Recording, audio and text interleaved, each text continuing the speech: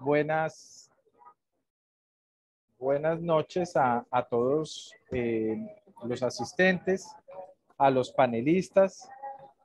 Eh, en esta oportunidad, el Comité de Negocios Regulados, particularmente de energía y gas, eh, decidió realizar este conversatorio eh, en el que va a participar básicamente dos expertos, verdaderos expertos en el sector de energía y gas, quienes no solamente tienen el conocimiento específico del funcionamiento y la regulación, sino que adicionalmente tienen absolutamente claro el entorno,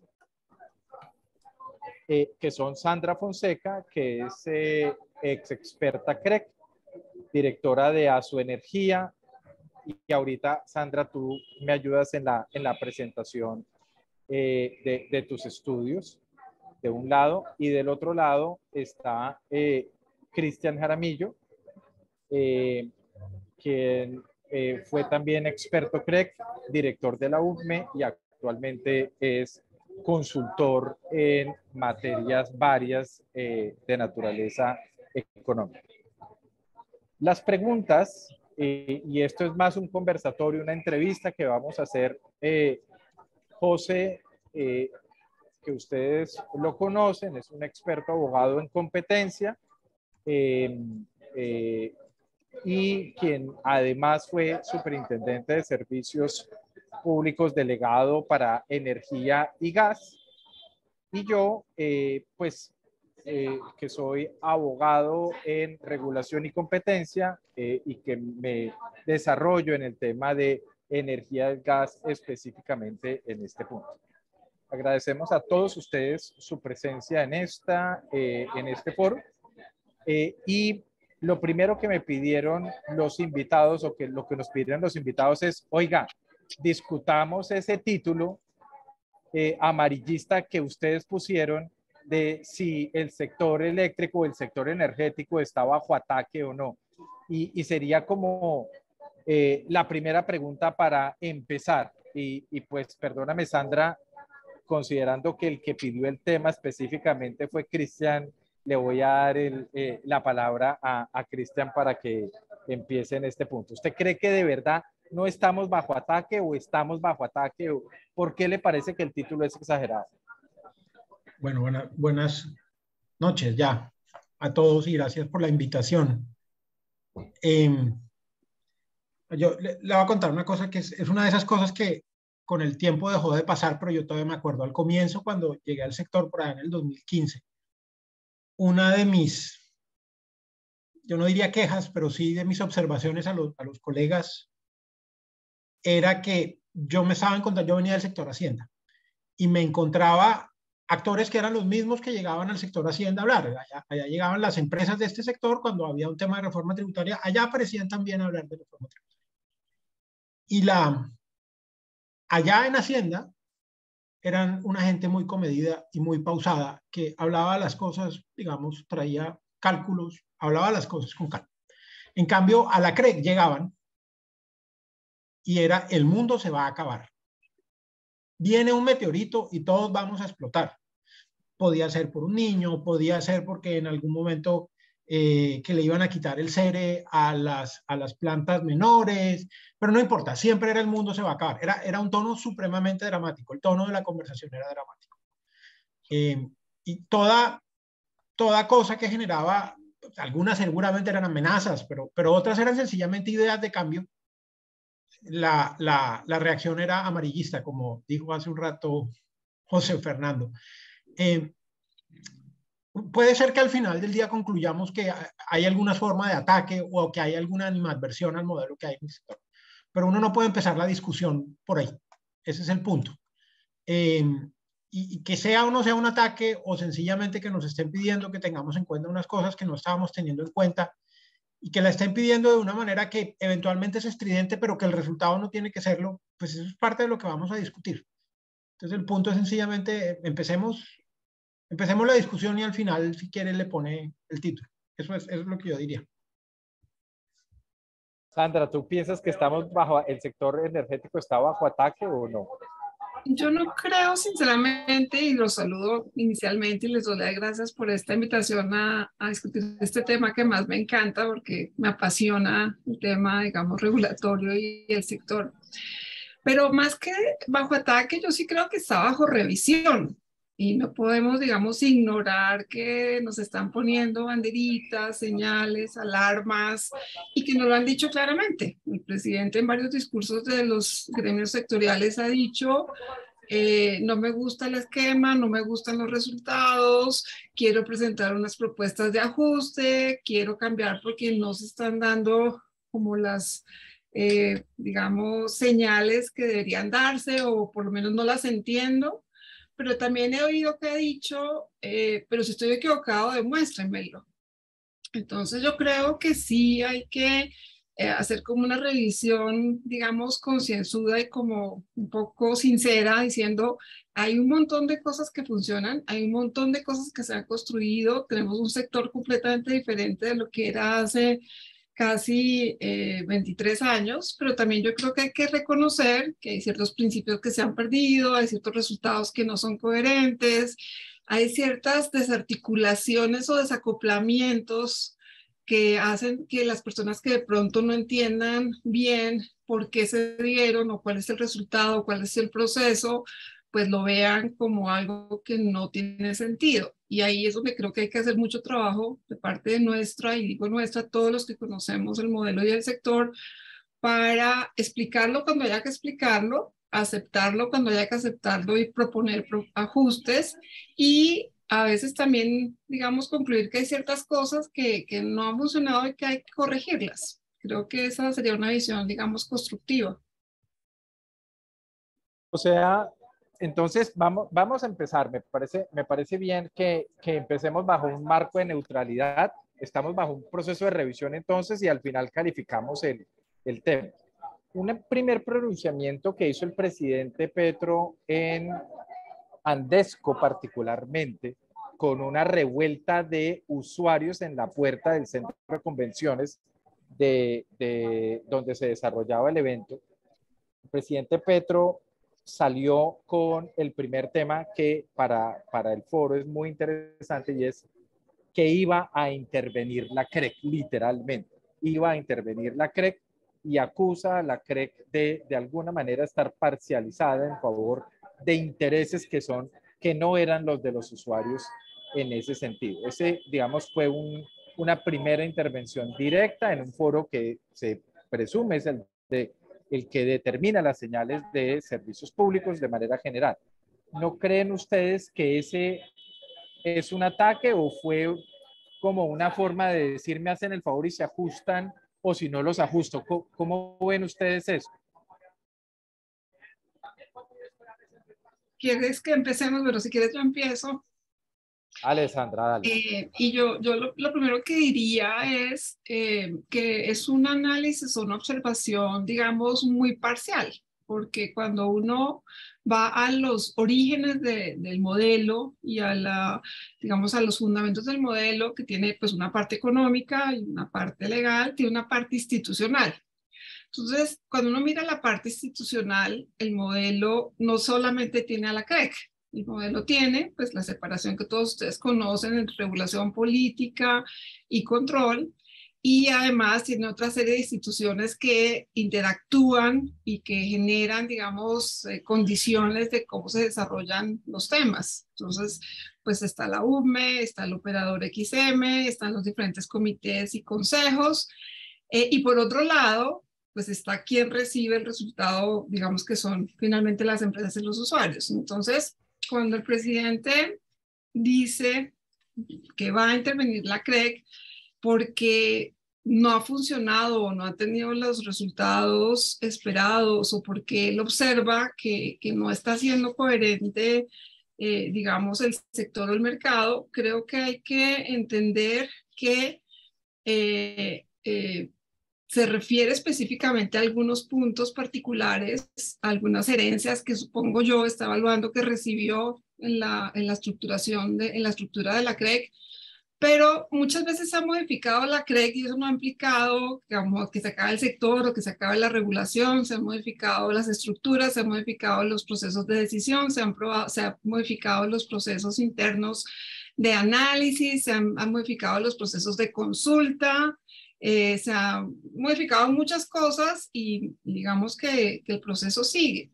Entonces, un poco para decirte, yo creo que es una señal de alerta clarísima, pero yo creo que también hay que explicarle a los que están trabajando ese tema, porque yo creo que si hay personas en el gobierno trabajando ese tema, a ver cómo es que se va a ajustar la institucionalidad, que la CREC no es la única responsable de los resultados. La CREC tiene un gran poder, tiene una gran capacidad de acción, tiene una gran capacidad de decisión, pero el resultado que tenemos hoy en día es, por lo menos desde el punto de vista institucional, tiene que ver con el comportamiento de la Superintendencia de Servicios Públicos y su papel y sus responsabilidades, con el papel y digamos, direccionamiento del ministerio,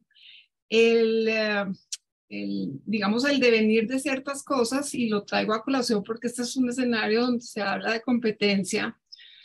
Nosotros tenemos, por ejemplo, la participación de la SIC, que es el responsable, digamos, de ver los temas de competencia, y ya no la Superintendencia de Servicios Públicos. Y ahí hay una alerta que yo quisiera darla inicialmente, y es la Superintendencia de Industria y Comercio, cuando uno acude a ella, pues no se considera, según las respuestas que yo he recibido de la misma superintendencia, como responsable de vigilar la competencia, más allá de ver si en casos específicos pueden construir un evento, digamos, de violación y de sanción, pero no, digamos, como el papel que se pensaba desde el inicio de la estructuración del modelo, que iba a haber como una entidad de control que verificara esos tipos de comportamientos.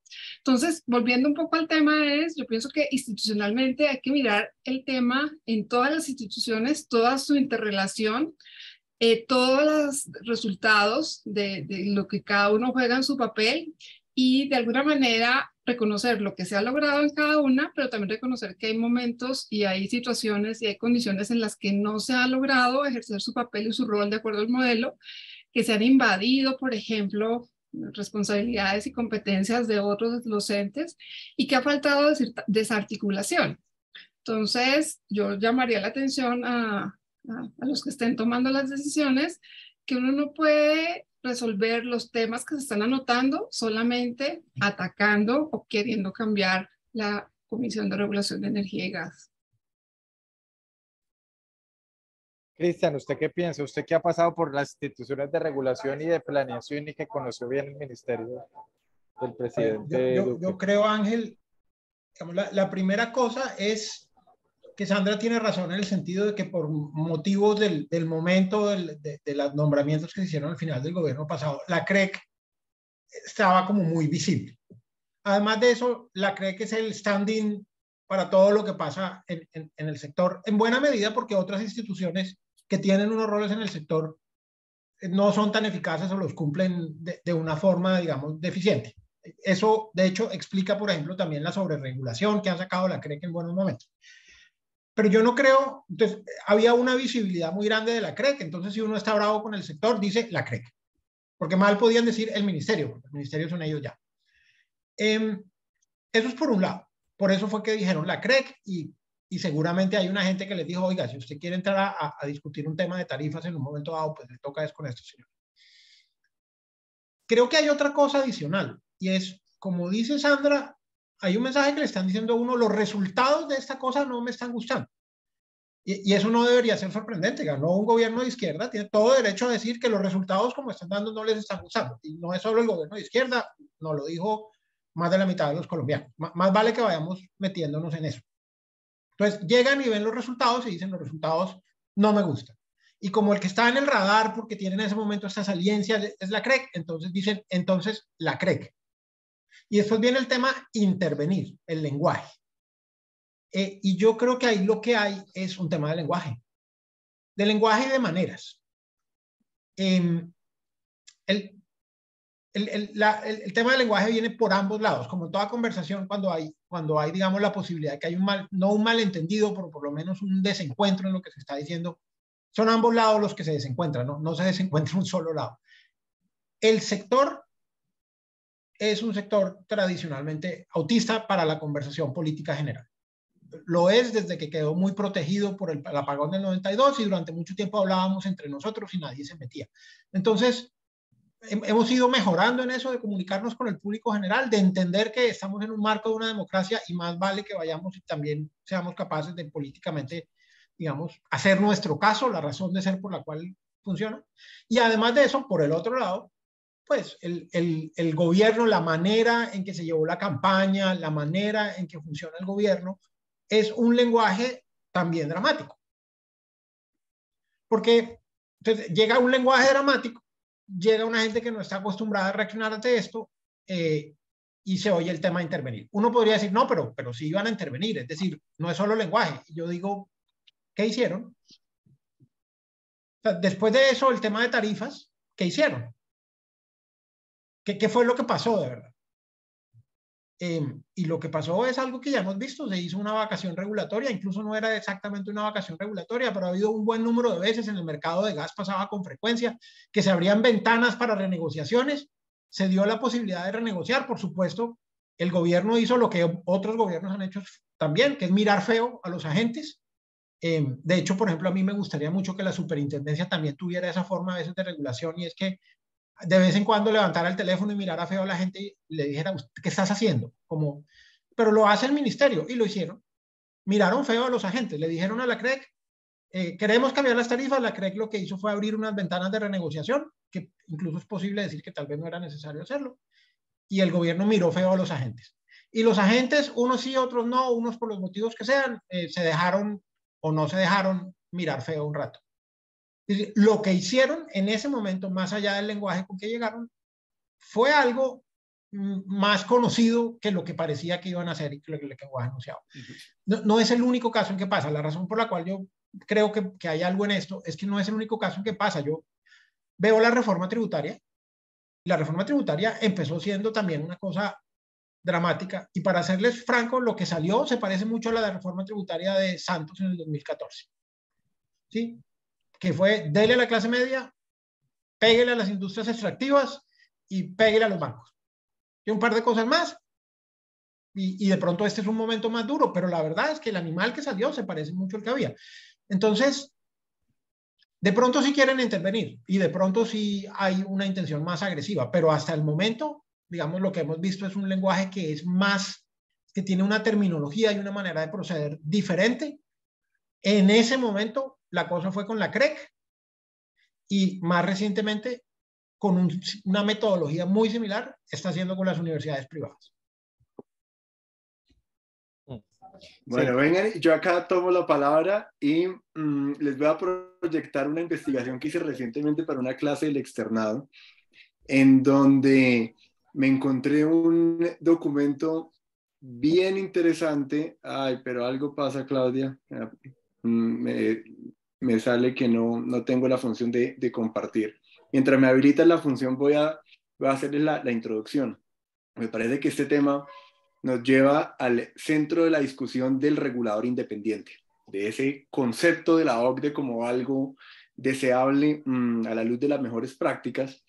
Y al momento de hablar de regulador independiente, entonces surge la inquietud de el regulador de Colombia cumple con los mejores estándares de regulación independiente, teniendo en cuenta que se sientan ahí el ministro de Energía, quien preside la CREC, y también participa en el Ministerio de Hacienda y el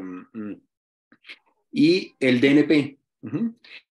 Entonces, más allá que generar debate, tal vez ustedes que estuvieron en la CREC, cada uno en épocas diferentes, me parecería muy interesante oír las opiniones de ustedes sobre cuál es el valor agregado de que estén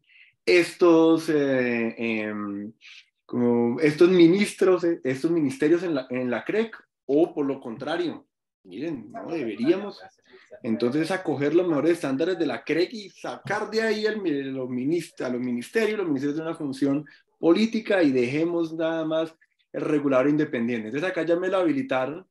Voy a mostrarles porque miren lo curioso. Y es que Colombia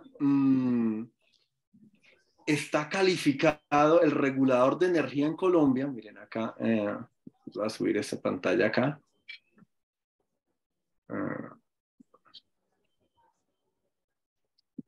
Ya les cambio acá. Miren esta parte. Y está bien rankeado Colombia actualmente. Miren, esta es una publicación reciente de 2021 y evalúan el regulador de energía colombiano y dicen que el promedio de la OCDE está en 1,72 y a Colombia lo ponen por encima del promedio, teniendo a estos ministros ahí sentados. Eso es como para generar el debate. Pero además algo bien interesante, nos está acompañando ahorita, miren cómo le va a Chile. Chile saca 2,61. ¿Y por qué hago el comentario?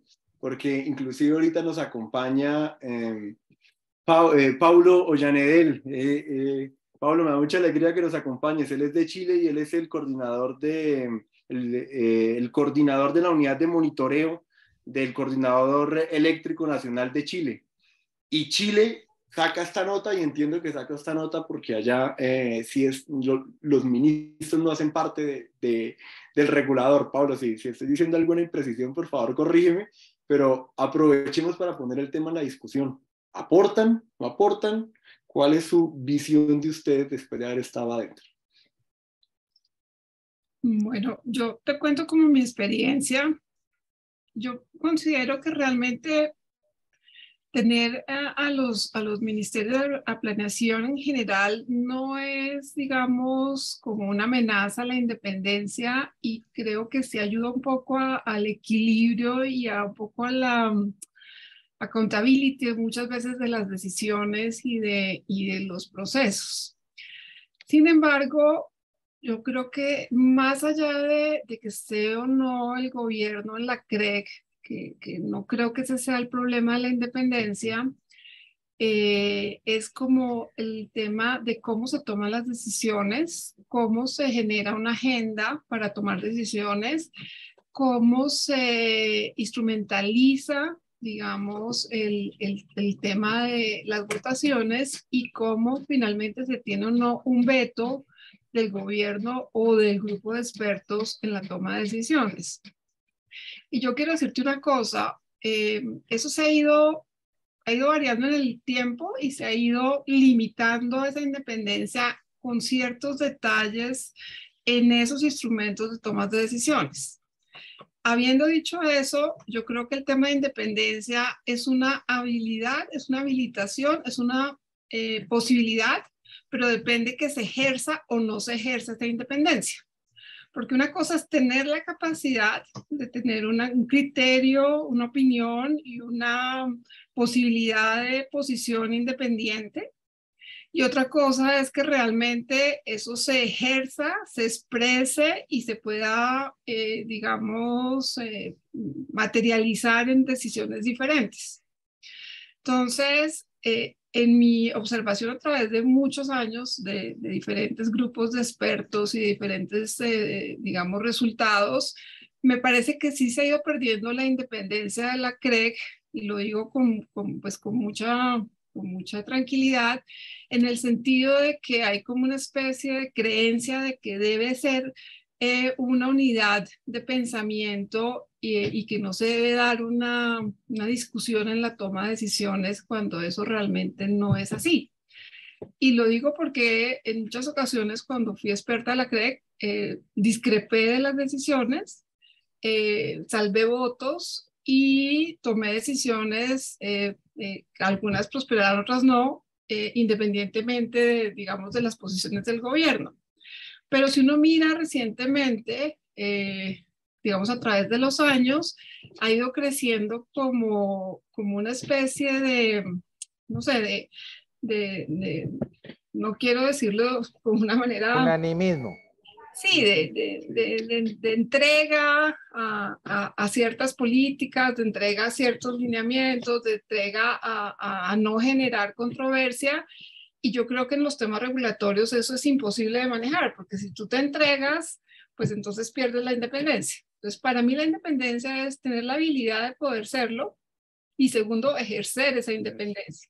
Eso no quiere decir que uno no concilia, que uno no escucha, que uno no reciba opiniones, que uno no reciba como regulador, digamos, diferentes visiones, que a veces eso también hace mucha falta, pero no es porque el gobierno esté o no esté, en mi opinión, es simplemente digamos, en el ejercicio de poder ejercer, de poder aplicar y digamos, tener la suficiente, digamos, entereza para poder ser independiente.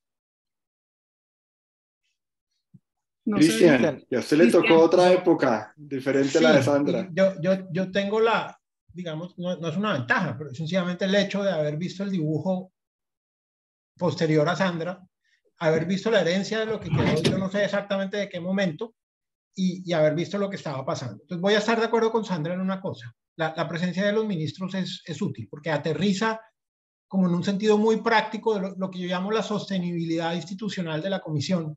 Los obliga a pensar que hay un mundo allá en el cual uno no puede a veces ir muy en contravía porque se le vuelve inmanejable. También hace, y eso lo vimos en el 2015, que los ministros se paren a defender la institucionalidad. Porque si se sienten alienados de la CREC, ellos se vuelven enemigos de la CREC. Y eso es un problema. Y ese balance es importante. Es un ministro que sabe lo que se está discutiendo y eso ayuda a la comisión. Si uno no tuviera los ministros ahí, yo anticiparía que relativamente rápido pasaría una de dos cosas. O la CREC se volvería un tirano eventualmente aislado, digamos, de a veces unas realidades patentes, o se volvería irrelevante porque la salida sería tratar de quitarle poder ahí sí y volverlo a alguien que por ejemplo se dedica solamente a la regulación técnica y no lo dejan tomar decisiones más de fondo. Eso es el pedazo en que estoy de acuerdo con Sandra de la primera mitad. Mi experiencia sobre la independencia, pues, digamos, se cae de su peso que efectivamente uno para ser independiente tiene que tener la habilitación para hacerlo, pero después tiene que hacerlo. ¿Sí? Es una cuestión de una voluntad y una decisión de hacerlo. Mi experiencia en la comisión fue mucho menos unánime de lo que Sandra parece recordar. Durante un tiempo, cuando yo llegué a la comisión había tenido una historia de enfrentamientos con el gobierno. Y entonces habían tomado una actitud, era de nosotros aquí al interior tenemos unas discusiones, pero después presentamos un frente unido. Y ese frente unido venía de la mano de ser un poco adversariales sin necesidad, sin esa comunicación que a veces es, venga, convenzamos. Pero cuando en los años, digamos, entre el 2015 y el 2020, eso, sobre todo por el número de personas que había en los comisionados, el disenso era frecuente, bastante frecuente. Pues yo estoy hablando de que por ahí entre la mitad y 2/3 y 1/3 de las decisiones, o sea, menos de la mitad, pero digamos entre 1/3 y la mitad de las decisiones, había salvamentos de votos de 1 o 2 comisionados. Y esto era tal vez la cosa que me pareció más interesante, antes podía haber disenso, pero cuando llegaban a CREC, es decir, cuando ya se sesionaba con el gobierno, se presentaba un frente unido. En esos años, las discusiones, cuando no se resolvían en comité, se llevaban a discusiones en frente del gobierno. Y a mí me tocó ver discusiones en que el mismo gobierno acababa dividido, votaba distinto. Pero Sandra tiene razón en que eso depende mucho del talante de quienes estén en ese momento ahí. Y ahí uno ya no puede entrar a juzgar si es que están persuadidos de que efectivamente el camino es ese, o si lo que pasa es que son blanditos, no sé. Pero sí depende mucho del talante y de la disposición a dar las discusiones con gobierno. Yo diré una última cosa que es interesante y es muy pertinente para este momento. La CREC no tiene la función de contradecir la política pública. Hay una línea no tan clara entre qué es la política pública y qué es la regulación, y entonces ahí como que uno puede discutir, pero digamos, la política pública, cuando lo sacan en un decreto, en una resolución, y dicen esto es lo que vamos a buscar, la función de la CREC no es obstaculizar eso. Esa no es. Y ahí, algo que creo que ahora sería un buen momento para tratar de fomentar es, yo no he conocido de los ministros con los que me tocó trabajar, todos entendían cómo utilizar a la comisión. Es decir, no estoy no en el sentido instrumental, sino en el sentido de cómo interactuar, cómo dar las discusiones. y entonces las discusiones se volvían más abiertas. Y en ese sentido, pues, se encontraba algo que se podía trabajar de acuerdo a la política pública y concordante con la regulación. Tengo la impresión de que en este momento, tal vez no, digamos, no hay ese conocimiento de cómo es una interacción fructífera con la comisión. Y eso innecesariamente está generando tal vez más roces de los que debería generar, que es algo que probablemente, digamos, podrían trabajar. No ganamos nada per se con una comisión enfrentada con el gobierno. Ganamos algo con una comisión que tiene sus posiciones, defiende lo que tiene que defender, pero sabe interactuar con el gobierno. Pero, Cristian, ahí hay un punto, y meto yo la cucharada, porque es un tema súper interesante histórico para la audiencia, y es que la conformación original de la CREC, por lo menos los que lo pensaron, involucró al gobierno nacional fundamentalmente porque el sector eléctrico era del gobierno nacional, o sea, era el gran propietario. Y en ese sentido, las señales de eficiencia que se iban a meter iban a tener un impacto político que requería que el gobierno de alguna manera defendiera como una transición necesaria a el nuevo esquema donde habrían varios agentes en ese punto. Eso ya no es cierto. Ya, pues digamos, en el sector de gas hay un jugador que es muy importante, que es Ecopetrol, que ahorita vamos a hablar de él.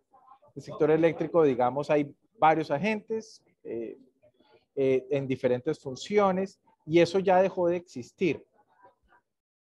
Todavía se necesita que existan 3 ministros que adicionalmente complican la agenda, porque si el ministro no está para presidir, bloquea la agenda completamente de la CREC, y eso contribuye al retraso regulatorio y al retraso de la señal. ¿No creen ustedes que es necesario revisar la composición de la CREC buscando cómo hacemos para que el gobierno se centre en política pública y el regulador se centre en regulación económica, haciendo la diferencia clara entre los dos tipos de estructura? Consciente como soy que a veces la política pública es un tema gris que está entre los dos, pero digamos, una vez se determina política pública, el regulador tiene que hacer caso, no puede hacer absolutamente nada más. ¿Qué piensa de eso, Cristian? Venga, dos cosas ahí. Una de ellas es que yo no sé exactamente por qué inicialmente pusieron al gobierno ahí. Es plausible, digamos, le creo que esta era la razón, pero le puedo contar que hoy sigue teniendo sentido por un motivo distinto. Y es este. Usted dice que ya no es el gobierno el dueño de las empresas, pero hay un número de empresas, no necesariamente todas públicas, que tienen la capacidad de gestionar sus intereses tocando la puerta al presidente de la República. Eso ha sido históricamente así. Tienen más acceso al presidente de la República que la comisión. Cuando eso sucede, la comisión necesita un abogado ante el presidente. Que es una manera de lograr que alguien le diga al presidente, no, deje que esto no es como ellos dicen y esto se resuelve de otra manera. Y para eso es muy útil tener ahí al ministro de Minas y al ministro de Hacienda. El DNP, uno podría preguntarse, porque el DNP antiguamente era técnicamente muy fuerte, pero a medida que los ministerios han ido desarrollando sus capacidades técnicas, se recede, digamos, y en el caso de energía en particular, pues el Ministerio de Minas y Energía es un ministerio con un brazo técnico fuerte. Entonces el DNP con frecuencia está un poco perdido, más allá de algunos miembros del DNP que por el motivo que fuera conocían muy bien el tema. Pero es útil tener ese abogado que va y le dice al presidente, lo que le están diciendo no es, deje que acá lo estamos discutiendo, venga yo le pongo. Porque uno tampoco quiere que la comisión directamente le hable al presidente. Eso no sería una buena idea. Eso digamos, es un punto, creo yo, la utilidad es distinta a la que había originalmente. Pero también hay otra razón por la que el gobierno está, digamos, inicialmente estaba ahí o está, y eso siempre salió, por lo menos en los primeros años, y es que, digamos, la ley previó que la comisión tuviera sus temas económicos independientes de los temas redistributivos, que eso ya hoy está un poco más reevaluado, así como también ha dicho que la CREC debería estar completamente del lado de los temas ambientales, que también creo que hay que reevaluarlo, Pero el tema todo lo que hace la CREG en términos de precios, tarifas y todas las señales de cargos, o bueno, en general todo lo que hace en términos de impacto económico, genera o no presión en términos de subsidios del gobierno y del Estado, y por eso siempre se justificó que el Ministerio de Hacienda estuviera. Eso, digamos, siempre fue como una base, y así se entendía, y de hecho era indispensable en su momento que el Ministerio de Hacienda estuviera cuando se estaban fijando específicamente tarifas, porque al fijar tarifas y con el esquema redistributivo de subsidios y contribuciones y de tratos cruzados que tenemos, eso tenía un impacto directo en el presupuesto de la nación. Entonces, digamos que esa fue una de las consideraciones de por qué debería estar Hacienda.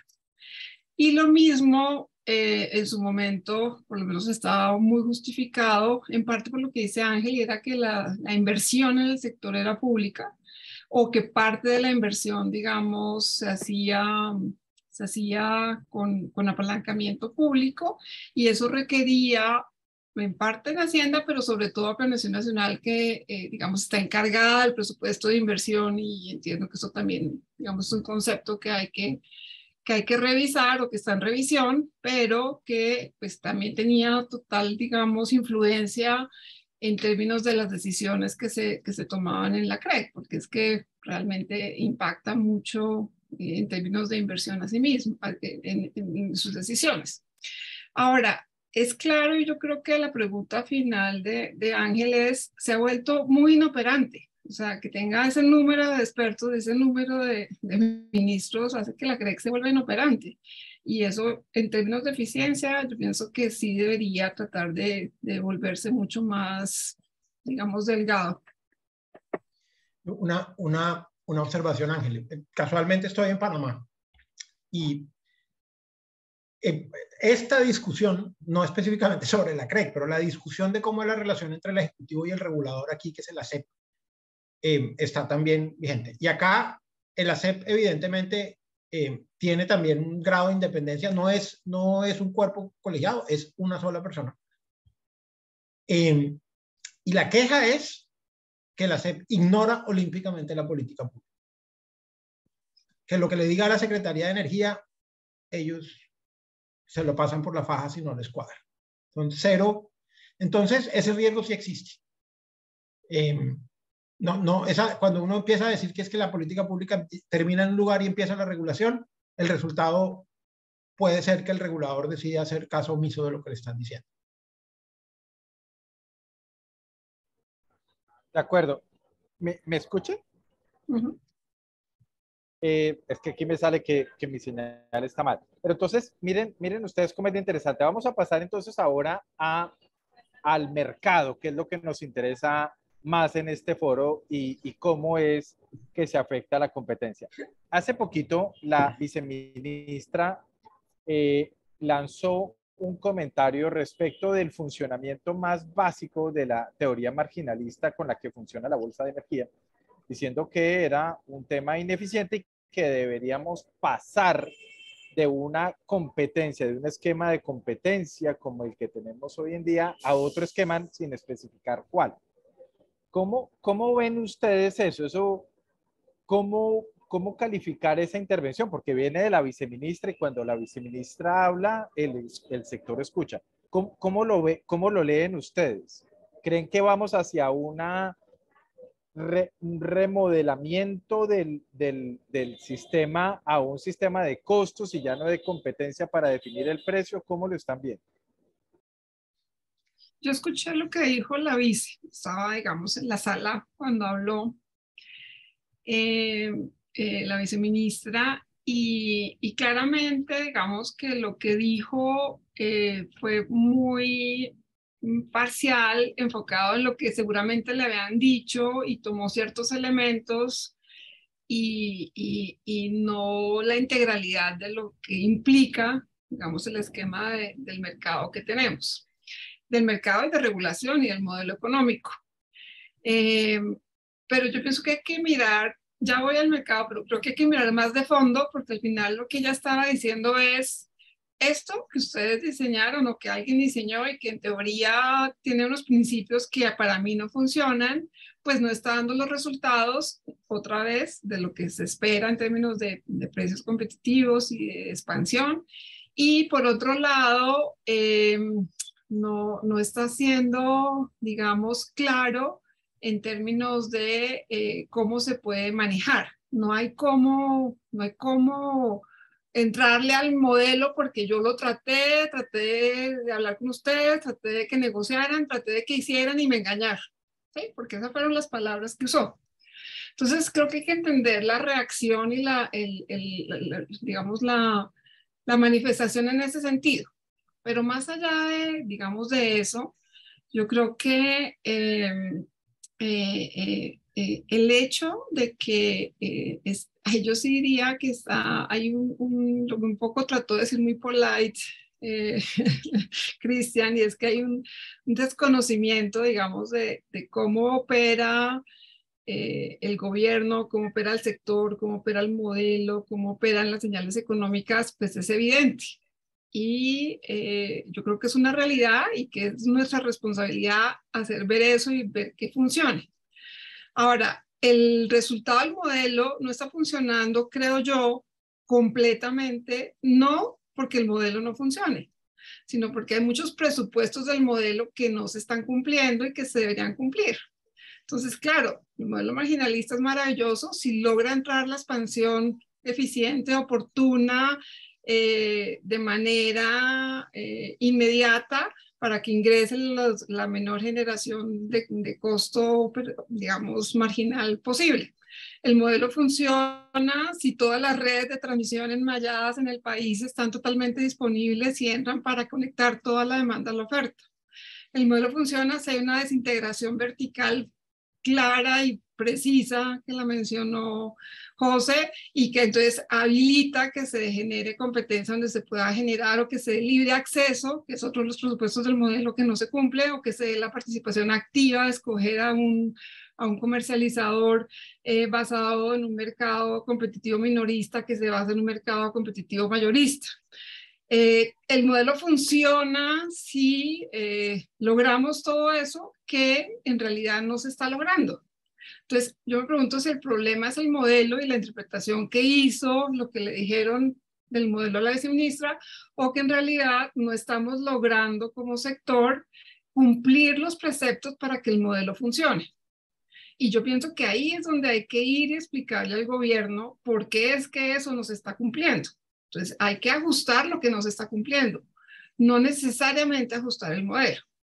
Ahora, uno puede cambiar el modelo de ofertas de precios a costos y seguir siendo marginalista, no son excluyentes. Ahora, no creo que a ese detalle y profundidad, digamos, se estuvieran refiriendo en esa intervención.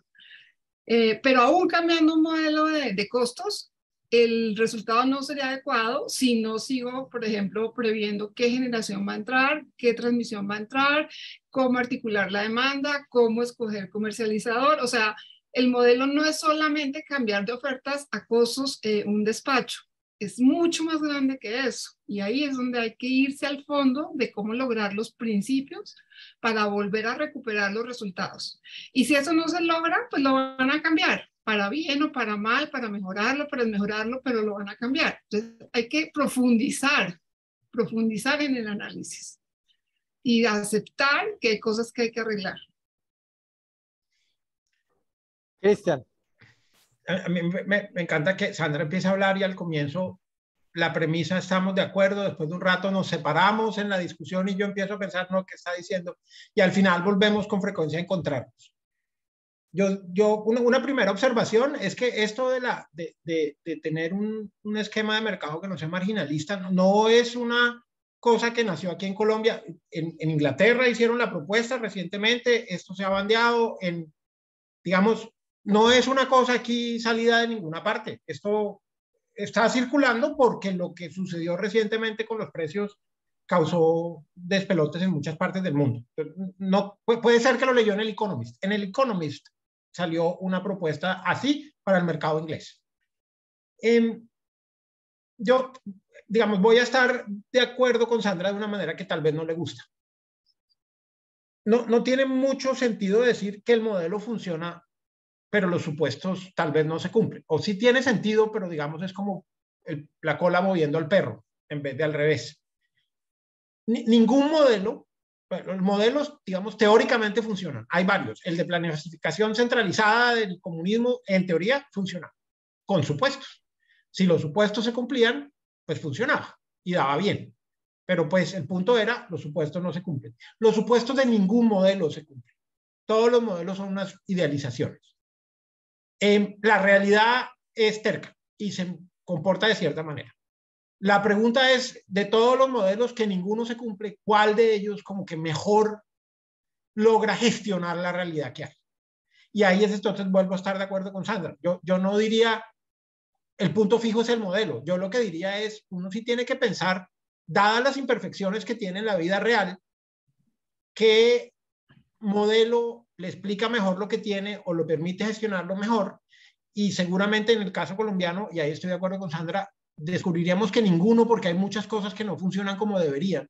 La siguiente pregunta es, ¿cuántas cosas puedo alisar yo? ¿Cuántas de esas arrugas soy capaz de aplanar con mi gestión para que nos aproximemos a algún modelo? Yo, digamos, también estoy entrenado para pensar la respuesta, la reacción de los economistas inmediatamente siempre es decir, competencia, busque competencia. Pero no tiene que ser así. ¿No? Nosotros, digamos, en el diseño de mecanismos hay cosas que puede que no sean el primer mejor, pero que en la vida real terminan funcionando mejor en algunos casos particulares. O sea, no hay que ser, digamos, ideológico en el sentido de que el modelo tenemos que obligar a que la realidad le funcione a este modelo. Podemos estar abiertos a cambios en el diseño, lo hemos hecho, la manera de formar el precio se ha cambiado un buen número de veces. Tenemos cosas como el cargo por confiabilidad que tiene unos elementos que no son exactamente los de un mercado en competencia perfecta. Uno tiene que estar abierto a que el modelo lo puede cambiar y lo cambia de acuerdo con qué pedazos de la realidad puede controlar mejor. Y ahí volvemos a la discusión de qué es lo que no funciona. Y ahí sí voy a estar de acuerdo con Sandra casi que entero. Nosotros nos podemos sentar a decir, esto es lo que no está funcionando. Algunas cosas tienen que ver con la estructura como está el mercado, otras cosas, yo por ejemplo no creo que el tema de integración vertical sea tan dramáticamente relevante en esto, pero el tema de las redes que no logramos construir sí es fatal. Yo soy supremamente pragmático en esto. Tal vez eso viene de que yo no soy economista de mercados que funcionan, sino que soy economista público. Entonces soy economista de mercados que no funcionan. Uno tiene que ser pragmático en esto. Bueno, vengan y yo elaboro porque Cristian anunció los temas de los cuales con Ángel queremos seguir, el de integración vertical, Copetrol, el de expansiones de la red, que ya también queremos hablar, pero antes de eso quiero complementarles a ustedes el debate y voy a seguir sobre la idea de Cristian. Las alternativas que implican planchar las arrugas. Voy a elaborar sobre esa frase. Porque de manera simultánea con la señal de la viceministra de cuestionar el funcionamiento del mercado spot de la Bolsa de Energía, también hay otra señal ya más concreta, que fue la que dio el mismo regulador. El mismo regulador, cuando plantea la reforma al mercado para volver el famoso despacho vinculante, incluye una parte muy interesante para los conocedores de la competencia que están acá presentes, y es un esquema de medidas de mitigación de poder de mercado en tiempo real. La CREC plantea que este nuevo esquema debe incluir una facultad para intervenir las ofertas artificialmente altas que hagan algunos generadores y en tiempo real. De manera que ex ante se evite la posible afectación que pueda generar una oferta artificialmente alta. ¿Ven? Entonces quería preguntarles a ustedes, estoy seguro que es un tema que hay mucha tela para cortar, pero una alternativa como esa de incluir el esquema de medidas de mitigación de poder de mercado en tiempo real, ¿qué inquietudes a ustedes les despierta? Y también, pues, ¿qué argumentos a favor le ven a ese planteamiento? Yo complementaría la pregunta de José con lo siguiente, y la referencia la hizo Cristian. Estas son situaciones anormales de mercado, como lo demuestran las intervenciones que se hicieron en los mercados en Europa eléctricos, que básicamente borraron el tablero y ameritan intervenciones temporales para mitigar posiciones dominantes y de alguna manera ayudar al mercado, porque también eso es otra posibilidad. Digamos, esto es una situación permanente, esto es una constante o esto es una situación excepcional. ¿Cómo ven?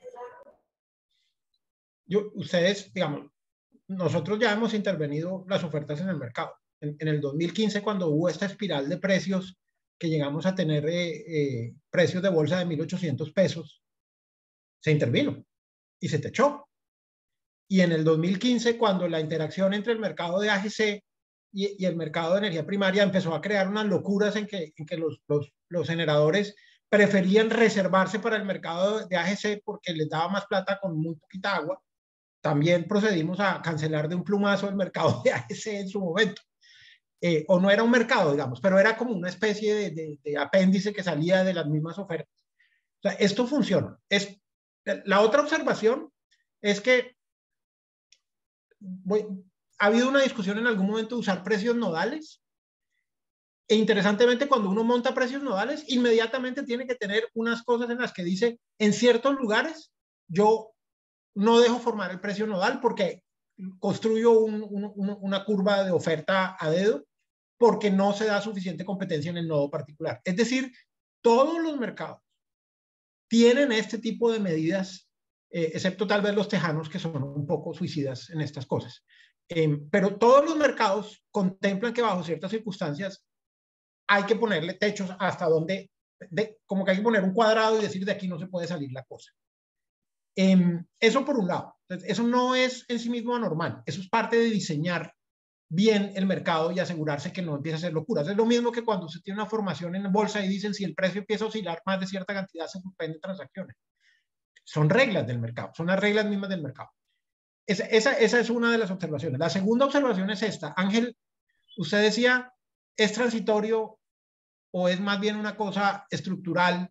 Y José decía, ¿y es en respuesta al poder de mercado o es en respuesta a una cosa que puede estar pasando pero que no es del mercado, digamos, los precios? Eso no es observable. ¿Sí? Poner una regla en la cual uno la hace contingente en una cosa puramente interpretativa, como estoy viendo poder de mercado o no, eso no es observable. Lo que uno a veces es el regulador intervino o no intervino. Pero la argumentación es cualquiera. Es difícil demostrar que se está ejerciendo poder de mercado. Entonces, más bien la pregunta es, ¿yo estoy dispuesto a dejar esas herramientas limitantes? ¿Sí o no? Y si estoy dispuesto a dejarlas, ¿cuáles son los parámetros objetivos bajo las cuales las debo poner? Y tal vez la más importante, ¿lo hago reactivamente o lo hago cantado como reglas originales del mercado? Pero ponerse a especular sobre si lo hacemos en virtud del poder de mercado, que es que hice este índice y el índice me dio más de no sé qué, y entonces por eso,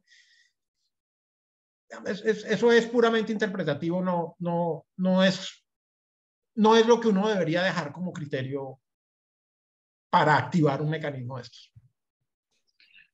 Bueno, yo quiero contestarte primero el tema de que yo no creo que en Colombia estemos en una situación, digamos, parecida todavía a la que hay en Europa. O sea, nosotros no hemos tenido todavía que enfrentar unas situaciones o de escasez o de unos superprecios que, digamos, boten por la borda, digamos, toda la estructuración que se ha venido construyendo.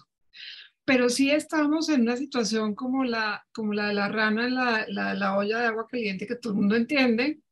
Y es que se ha ido ajustando poco a poco el precio, se ha ido bajando poco a poco la oferta, la disponibilidad, se ha ido subiendo poco a poco la generación de seguridad y el costo de las restricciones.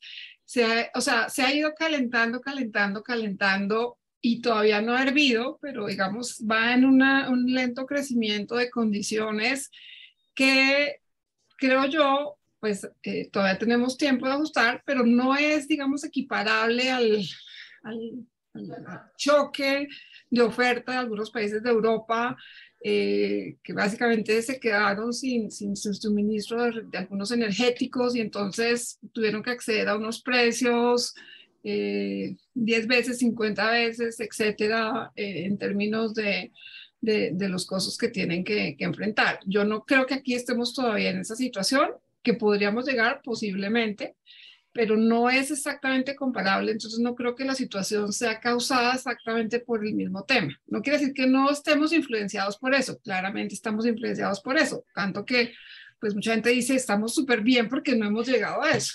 Y digamos, bueno, y esa es otra discusión totalmente diferente. Y digamos, ¿por qué digo esto? Porque entonces no puede ser ni una excusa ni tampoco un argumento esa situación para las decisiones que se tomen acá. Pueden ser aprendizajes para el diseño de reglas, como dice Cristian, en el futuro y tratar de evitar cosas o poner ciertos temas, pero de alguna manera estoy de acuerdo con Cristian y claramente y es ningún modelo es perfecto, ningún modelo va a funcionar al 100% y finalmente lo que importa es qué es lo que está resultando del modelo, porque pues defender un modelo porque sí o escoger un modelo porque sí, pues no es lo que uno quisiera. Uno como país lo que quiere es que se pueda tener un esquema de mercado de suministro energéticos que haga que el sector, digamos, sea sano en términos de inversión, de infraestructura, de financiero, pero que además tenga, digamos, una posibilidad de precios, no quiero usar la palabra justos porque no me gusta, de precios competitivos, eficientes, oportunos, que reflejen la integralidad digamos, los atributos que debe tener el servicio al que se está refiriendo. Entonces, yo pienso que el tema, y uno no se debería, digamos, quedar solamente en que si va a haber un control o no de precios, porque, pues, digamos, al final así no exista y se necesita, lo van a hacer. Un gobierno así no exista o así existan las reglas o si aún existan situaciones cuando se requiere hacer, se hace, porque cuando un gobierno en cualquier país requiere hacerlo, como en el caso de Europa, pues lo hacen porque pues no van a quedarse sin hacerlo. Entonces, yo pienso que la pregunta más bien es cómo lograr eso que se quiere como objetivos, ojalá partiendo de lo que tenemos, porque lo que yo sí creo es que volver a rehacer todo, tumbar todo, es decir, que nada sirve y empezar de cero y hacer una transición a eso, pues la veo completamente inviable. Lo que puede resultar ahí es un caos total o un desorden total o una situación realmente inmanejable que nos lleve a una condición realmente que no se pueda resolver, por lo menos en el corto plazo, porque en el largo plazo, pues finalmente todo se resolverá. Entonces, José, más allá de que se generen ciertas reglas claras, yo pienso que uno para qué hace todo esto, uno hace, o sea, para qué el modelo, para qué las reglas, para qué las tarifas, uno necesita prestar un servicio, uno necesita construir una infraestructura, hacer inversiones, poner una eficiencia en la gestión para retener ese aparato de infraestructura para que brinden la oferta en términos de acceso, conexión y soporte de energía que requiere y que eso sea viable dentro de toda la economía para que, digamos, todo el bienestar de la sociedad se logre. Entonces, pues todo eso es muy bonito decirlo. Yo creo que ahí estaríamos de acuerdo con el presidente para lograr los objetivos, pero digamos que en mi opinión, más allá de tener un estatuto de racionamiento que lo cambian cada vez que quiere o una intervención de precios que se ha dado muchas veces, en el 2015, en el 2009, en el 2002, siempre se dan intervenciones de precios o de reglas de mercado dependiendo de digamos, de la elasticidad que tenga el gobierno en términos de la respuesta de la opinión, pero no creo que el debate deba estar ahí. Yo creo que hay que poner unas reglas ex ante, ojalá, pero eso no va a evitar que haya intervenciones ex post. Sí se dan las condiciones. ¿Cómo?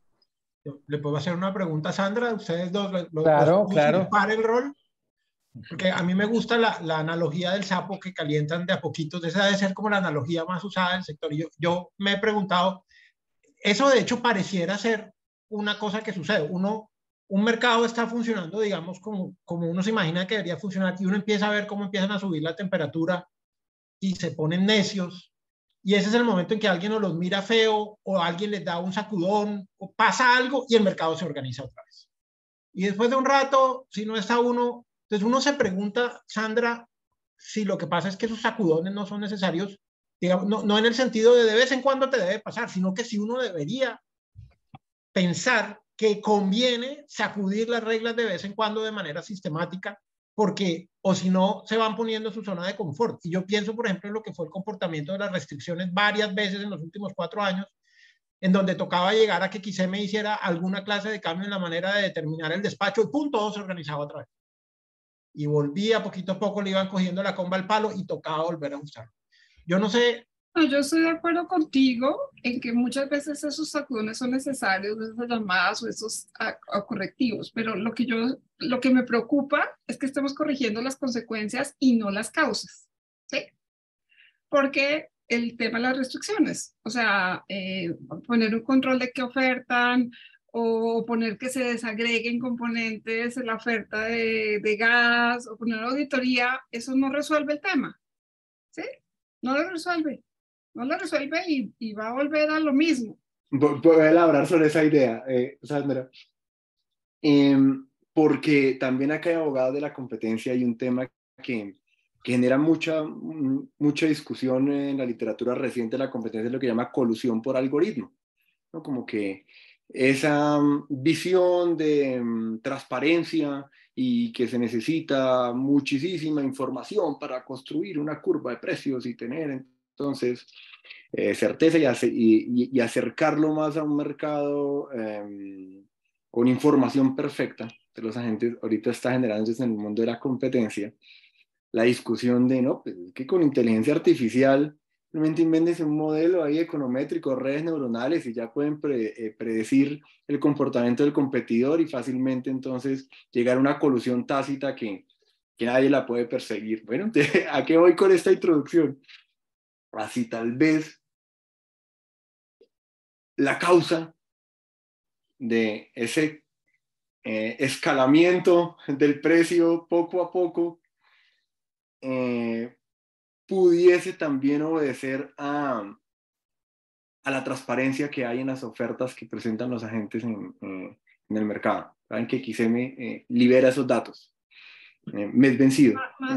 Yo pienso que más que la transparencia en la oferta, yo creo que el sector todo tiene un problema de información terrible, pero terrible. O sea, si tú estás en Panamá o si estás en Ecuador, si estás en Perú, si estás en Chile, tienes un acceso impresionante a información, de pronto hasta demasiada. En Colombia el acceso a la información es bastante restringida.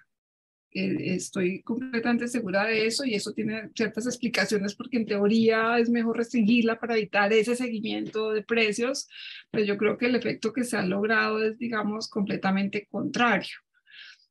Entonces, yo realmente, en términos de competencia, y vuelvo un poco a los fundamentos del mercado, yo sé que no hay mercados perfectos y la competencia tiene niveles de imperfección, pero cuando uno lo reconoce, que creo que es la invitación que hace un poco Cristian, reconozcámoslos y vivamos con eso, porque la vida y la realidad es así. Pues cuando uno lo reconoce, de pronto puede actuar de manera diferente, porque si uno está regulando para el mundo ideal, donde supone que la expansión va a llegar porque se dan las mejores señales para que la expansión en generación más económica llegue, pero resulta que eso es totalmente bonito y cierto hasta que no consiguen una licencia ambiental, y entonces pues sin licencia ambiental ni siquiera hay que ofertar, ni caro, ni barato, ni bonito, ni feo, ni limpio, ni sucio.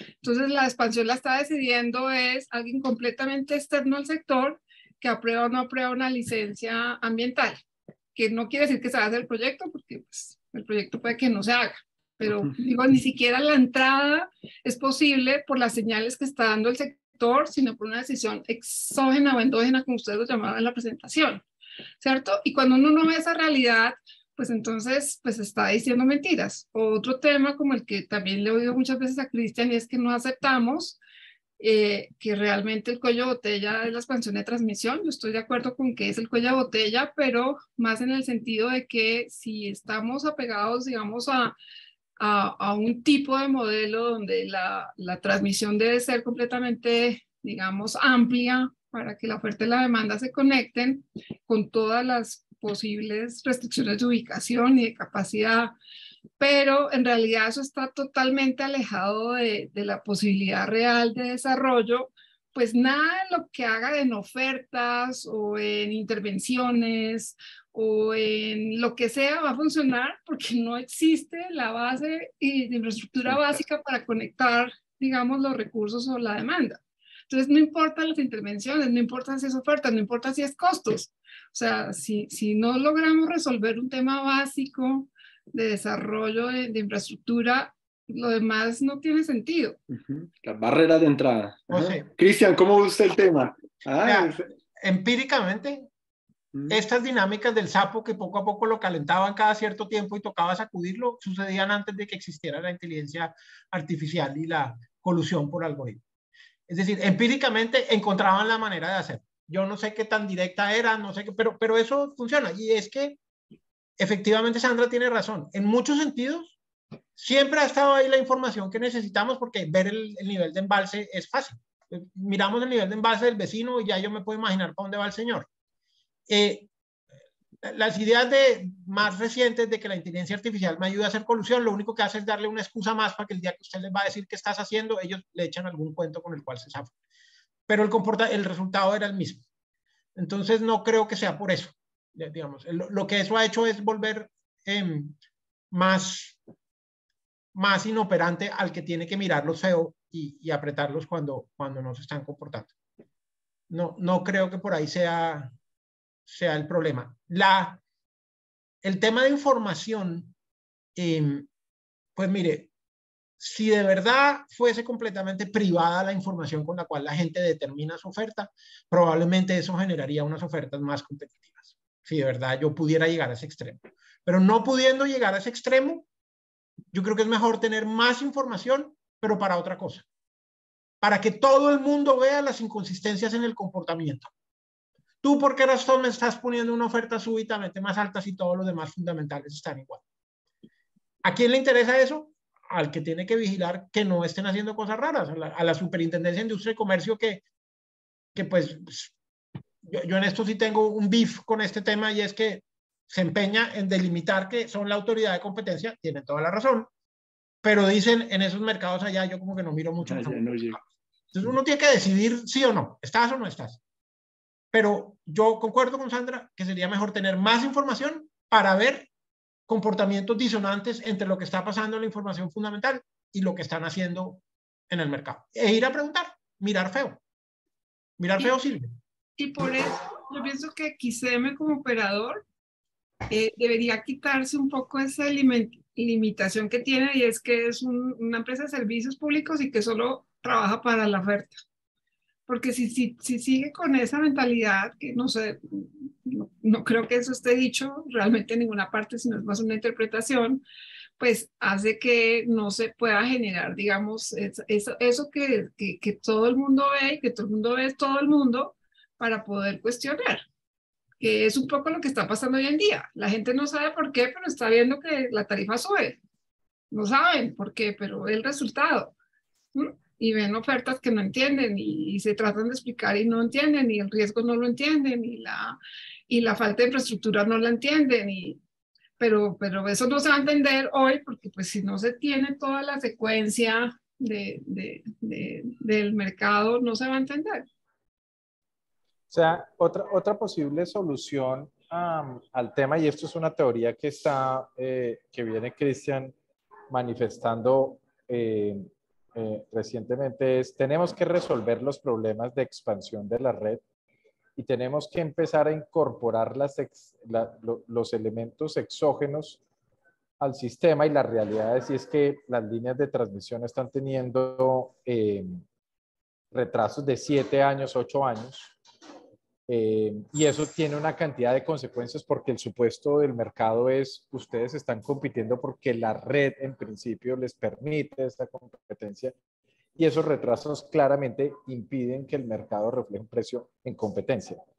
¿Cómo debería hacer uno para, o sea, si la solución, digamos, tiene que ser una parte de mercado, ¿cómo hace uno para resolver este tema que es una realidad y que cada vez es peor? Porque estos procesos son cada vez más complejos, los jueces son cada vez más activos en la introducción de estos temas y cada vez es más difícil desarrollar un proyecto de infraestructura en el país. Y esto tiene una competencia, perdón un segundito, José, esto tiene una consecuencia crítica adicional, y es que la nueva oferta que se está vinculando al mercado no está entrando al mercado de contratos, es decir, no estamos generando competencia en la oferta de contratos de energía, o por lo menos no en la misma proporción.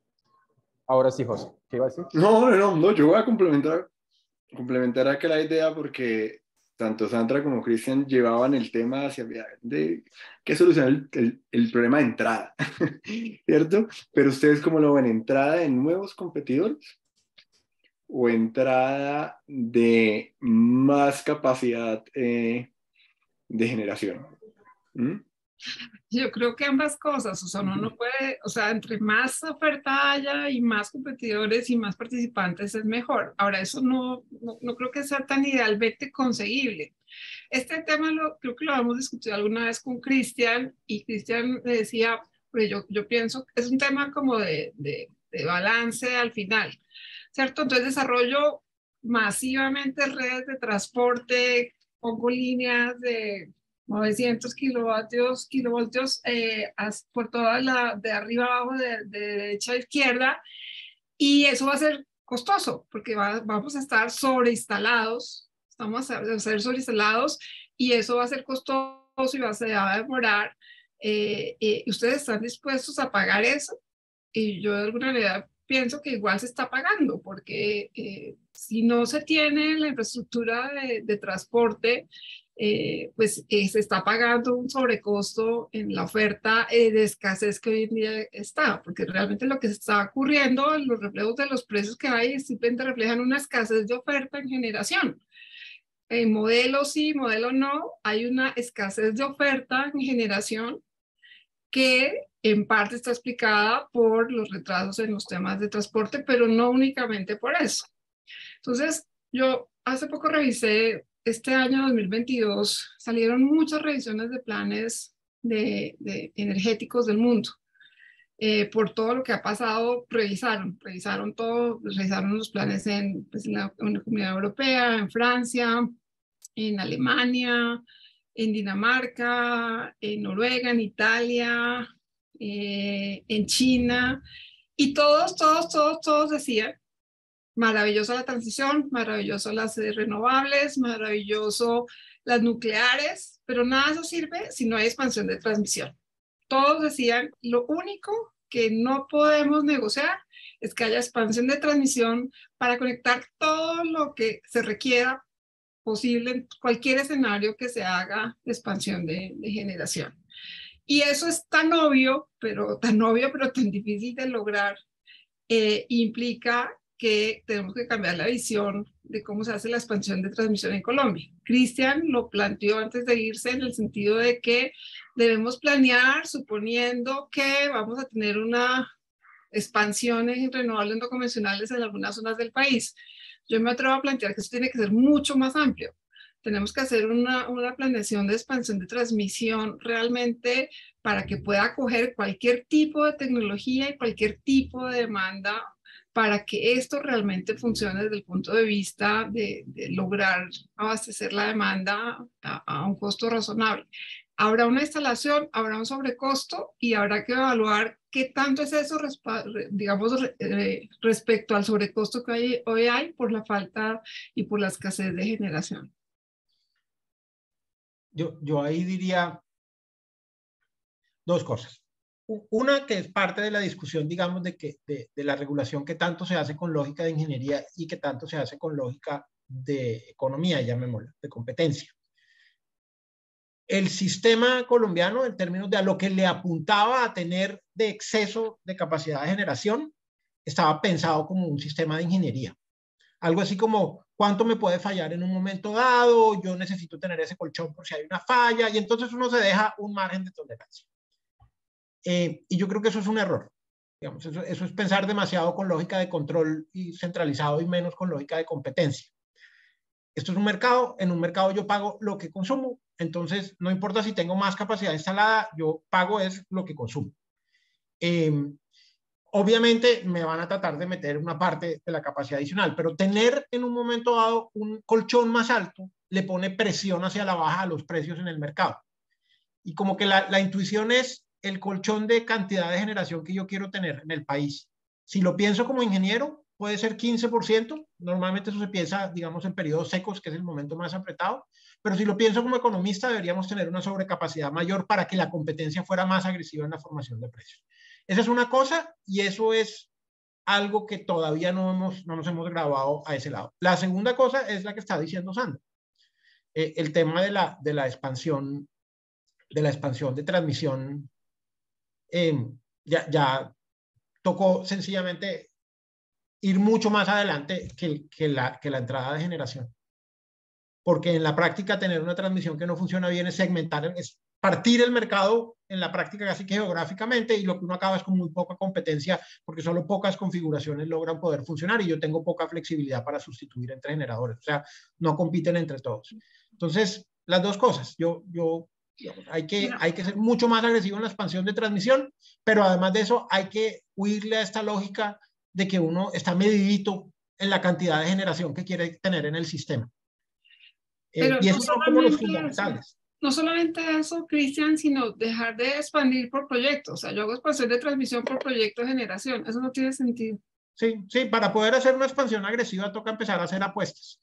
Eso le da un poder mucho más grande al planeador, porque va a decir hacia dónde va la generación que se va a instalar en el sistema. Si yo tiro líneas hacia el llano, pues van a poner solares, porque pues eso es lo que hay allá.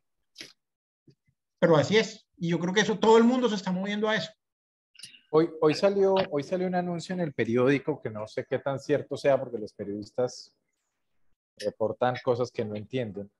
Y es que la viceministra había priorizado una serie de proyectos para desatorarlos porque están trabados con temas de comunidades, licenciamiento ambiental, etcétera, etcétera. Vamos, pudiera ser ese el enfoque en el cual el ministerio pudiera ayudar al sector energético y al mismo tiempo obtener lo que ellos llaman la justicia tarifaria, que no es otra cosa que tarifas menores. ¿Ustedes creen que eso de verdad debería ser el enfoque en ese sentido? ¿Agregaría valor? Eso es completamente, digamos, necesario hacer, porque hay que destrabar los proyectos, y eso suena como a los pines, los planes esos que, pues, pero eso no resuelve ningún problema. Eso simplemente es algo que hay que hacer porque operativamente hay que resolver los proyectos que están en desarrollo, en ejecución, y hay Lo que que pasa es hacerlo. que hoy en día eso es responsabilidad del que hace la expansión y lo dejan solito. Lo dejan solito. Pero no lo dejan ¿No? tan solito, porque siempre el gobierno interviene cuando se requieren proyectos de transmisión o de generación. Pero yo quisiera llamar la atención a que un poco, pues, Cristian dice, bueno, si hago líneas hacia un lado, termino la tecnología. En parte sí y en parte no, porque realmente eso no quiere decir que yo no determine cómo quiero que se haga también la expansión en generación, porque digamos, la discusión clara y real es que no hay suficiente decisión en este momento para abastecer la demanda futura en el mediano y el largo plazo. Y eso está escrito en el plan de expansión que dejó Cristian, y que aún hoy no lo han resuelto, ¿cierto? Y eso no, Cristian, digamos, muy salomónicamente decía, eso no es mi problema, eso es de la CREC, pero en realidad es un problema del sector, es un problema de todos, porque no hay suficiente definición de oferta para abastecer la demanda futura. Y quitando el problema de las líneas, hay que tomar decisiones fundamentales hoy para tener suficiente oferta, firme, no firme, variable, no variable, volátil, no volátil, coincidente, no coincidente, en el futuro, y eso no se está haciendo. Entonces tú me dices, ¿es suficiente que traten de digamos, apropiarse de ciertos proyectos y sacarlos adelante. Yo creo que eso es absolutamente indispensable y necesario, pero no suficiente. Y me preocupa que se distraigan en eso y no tomen las decisiones fundamentales hacia el futuro, que es lo que deberían, digamos, en lo cual deberían estar enfocados, digamos, profundamente. Porque eso es Cristian, más... aquí yo le hago un... Venga, yo una cosa muy corta. Sandra tiene toda la razón. Pues por supuesto que tienen que tratar de desatrancarlo porque tenemos un problema de necesitamos que llegue algo que nos está llegando suficientemente rápido. No es cierto que los dejaran solo, Ángel, había una serie de instancias más o menos eficaces, a veces menos, a veces más, el CIIPE, los PINES, la Comisión de Seguimiento de Alto Nivel, el Ministerio del Interior a veces ponía las pilas, no los dejaban solos. Pero de fondo, Ángel, la solución es que sea predecible el proceso de expansión y el proceso de instalar generación. Entonces, no es una solución casuística con ven y te acompaño. Uno necesita que sea predecible. Si me dicen que es predecible que va a demorar 15 años, pues bueno, entonces nos toca expandir 15 años por adelantado, pero que sea predecible. Bueno, y yo acá les sigo generando inquietudes respecto a los puntos que ustedes plantean y es, entonces, a principios de este mes sacó el ministerio su nueva hoja de ruta del Ministerio de Energía y uno la lee y en pocos La transición minutos energética, quiere decir usted. Sí, una nueva ruta de transición energética y uno le toma poco tiempo para llegar a entender que incorporan el concepto de transición justa a lo que se había hecho tiempo atrás. Y entienden ellos que transición justa pasa por mayor diálogo, mayor presencia, mayor diálogo con las comunidades, estándares más altos de diálogos con las comunidades. Ese concepto de transición justa, a ver, ¿cómo planteo la pregunta? Estándares más altos ambientales. Llega este nuevo gobierno con un discurso ambiental más fuerte. Llega este gobierno con un discurso de diálogo con comunidades más fuerte. Eso representará un riesgo para los problemas que ya hay de ampliación del sistema de transmisión. O por el contrario, eso puede ayudar a destrabar los problemas.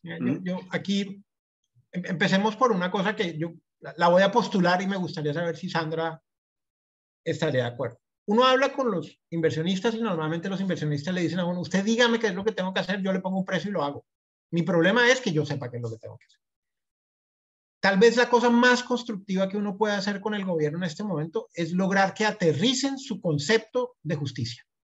Que en vez de que sea una cosa, digamos, un poco etérea y evocativa, sea una cosa que dice justicia, la entiendo así, y eso genera predictibilidad. Yo diría que si lográramos iniciar una conversación en la dirección de aterricemos qué es lo que quieres decir, eso sería fantástico. Ahora la pregunta es si lo que está en el documento le da eso. Estándares ambientales, sí, eso probablemente genera pues, más costoso, lo que sea, pero genera predictibilidad. Mientras genere predictibilidad, se puede. Dialoguemos más, no, porque, digamos, es cierto que, digamos, en una democracia el proceso importa, la manera en que yo llegué a una conclusión importa, pero para serles sinceros, lo que estamos viendo, lo que vimos en la discusión de tarifas, lo que vimos en la discusión de tarifas de educación, es que el resultado también es lo que importa. Ellos son consecuencialistas en buena medida. Si al final del día el resultado, y Sandra lo estaba diciendo, esto no es una cuestión de cómo, es una cuestión de que al final del día la cosa funcione. Dialogar no es un objetivo en sí mismo, presumiblemente es diálogo para que se dé algún resultado distinto. Y yo no he visto una aterrizada de cuáles son los resultados, cómo reconozco un resultado más aceptable, más allá de que sea un resultado del que llegué charlando más. Entonces, la propuesta sería, busquemos alguna manera de que aterricen qué es lo que entienden por justo y que entienden por justo no creo que sea una cuestión de charlemos más. Es una cuestión de que de esa charlada algo salga distinto a lo que como ha venido saliendo. Sí, es muy difícil, digamos, o sea, como calificar, digamos, la nueva propuesta de la hoja de ruta, porque Pues porque las hojas de ruta pues son un nivel alto, no profundizan en general. Son una guía hacia dónde quiero ir y qué quiero buscar y ni siquiera llega a ser, digamos, una decisión política, ley, decreto, ni siquiera COMPES. Es como hacia dónde quiero ir y una visión necesaria de alguna manera, pero pues para mi gusto las hojas de ruta no tienen ni las características de definición, profundidad, de evaluación, temporalidad que se requeriría para que se concreten. Y por eso vamos como de casi 6 años de hojas de rutas agregadas en todos los temas posibles. Entonces, más allá de que sea buena o que incluya el nuevo concepto de justicia y que reenfoque todo el tema, digamos, de cambio climático y de descarbonización, que pues eso es algo que todo el mundo ya creo que interiorizó y asimiló. Lo que me gustaría, digamos, avanzar y que pudiéramos tener es ya como unas decisiones específicas de cómo se instrumentaliza eso, que es un poco también lo que dice Cristian. Si yo sé qué quieren, pues puedo decir cómo lo logran, ¿cierto? Cómo hacerlo. Y creo que hay una oportunidad en el plan de desarrollo. No sé si se vaya a poder aprovechar o si se vaya a ir a un proyecto de esos de leyes que se van a ajustar el próximo año. Pero de alguna manera, si ustedes observan qué pasó en el gobierno pasado tenía absolutamente claro qué quería hacer, puso todo lo que quería y necesitaba, que identificó para poder hacer lo que debía hacer en el plan de desarrollo y lo hizo. Pero para eso se requiere tener una claridad absoluta que creo que este gobierno, pues por su condición, está hasta ahora construyendo. Ahora, habiendo dicho eso, José, yo creo que hay que aceptar, así como tuvimos que aceptar la descarbonización y la transición y la expansión en renovables no convencionales, que hay una nueva variable que es la consulta y participación que se está generando y que va a ser una variable adicional. Yo lo que quisiera como que invitar a hacer es que eso no invalide todo el resto que hay que hacer, porque hay que seguir con las evaluaciones, hay que seguir con las señales económicas, hay que seguir con la inversión, hay que seguir con la expansión. Inclúyase, además de todo el tema ambiental, sostenibilidad, la participación comunitaria, pero hay que seguir avanzando. No por eso hay que parar el desarrollo ni de este sector ni de ningún otro, sino que hay que avanzar. Sandra, yo sí creo que, de acuerdo, sería maravilloso que el Plan Nacional de Desarrollo no solo dijera qué quieren, sino de una vez dijeran, y lo vamos a hacer con esta y esta medida. Pero este sector en particular, tal vez otros no, pero este sector en particular, si le pintan claramente cuál es el target, yo creo que este sector es capaz de decir, bueno, nosotros somos capaces de llegar allá así. Y requeriríamos además tal cosa, porque es un sector que tiene la capacidad de proponer. Porque pues, tengo la impresión de que esperar que el plan de desarrollo salga... Estoy de acuerdo contigo, es un deseo, pero a ver, yo te voy a decir una cosa. El gobierno sacó unas resoluciones de consulta, no, resoluciones de posible negociación, ¿sí? De tarifas justas, que pues en mi concepto, digamos, cede un poco su responsabilidad regular, porque pues no tiene que regular y no ceder y no ser facilitador de negociación de nadie, porque eso es otro papel que en mi concepto no es. Pero si tú miras las resoluciones que sacaron, tenían una meta clarísima. Tú haces los cálculos y eso te da que si todo el mundo hubiera aceptado las condiciones que se planteaban ahí, hubiera bajado la tarifa un 20% para todo el mercado. ¿Sí? La meta era clarísima. Tú haces los cálculos, de ahí están. Pero como no era vinculante, no era obligatoria, no era... Él tiene poca fe a la colaboración del sector. pues obviamente no se logró. Porque, o sea, uno también tiene que ser realista en que yo no cedo rentas porque sí, ¿cierto? O sea, nadie cede rentas porque sí, y tú lo sabes perfectamente. Y entonces uno no puede ser inocente, sino que tiene que utilizar las herramientas y los instrumentos que le permite el modelo, que le permite la regulación, que le permite la ley, que le permite la economía, porque no solamente se trata de decir deseos, sino de usar los mecanismos y los instrumentos que tiene a su disposición para lograrlo. Yo quisiera, y ya se nos está acabando el tiempo, una pregunta que estábamos pensando con José.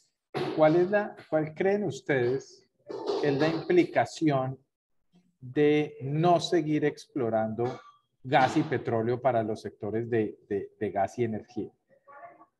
¿Eso nos va a afectar la competencia? ¿Nos va a generar distorsiones en el mercado?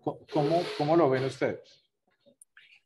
Yo lo que te quisiera decir es que, o sea, lo que yo creo que es una equivocación total es medir esto en número de contratos, en número de áreas asignadas, en número de contratos renovados o en número de contratos asignados. O sea, eso es un error y eso no tiene ningún sentido. O sea, esto se tiene que medir es en cuántas reservas probadas y en desarrollo están disponibles en los siguientes años. Y eso se logra comprometiendo inversión real y ni siquiera por números de contratos asignados. Entonces, más allá de la discusión de que si se acaba el sector, de que si se marchita, de que si el fracking, de si hay 33 contratos congelados, que si hay 200 para ver si se cumplen o no se cumplen, de si se va a abrir uno adicional, para ver si se da la señal de expansión. Lo importante es si va a haber suficientes recursos domésticos en petróleo, en gas, en combustibles para abastecer la demanda o no, y cómo se va a resolver eso.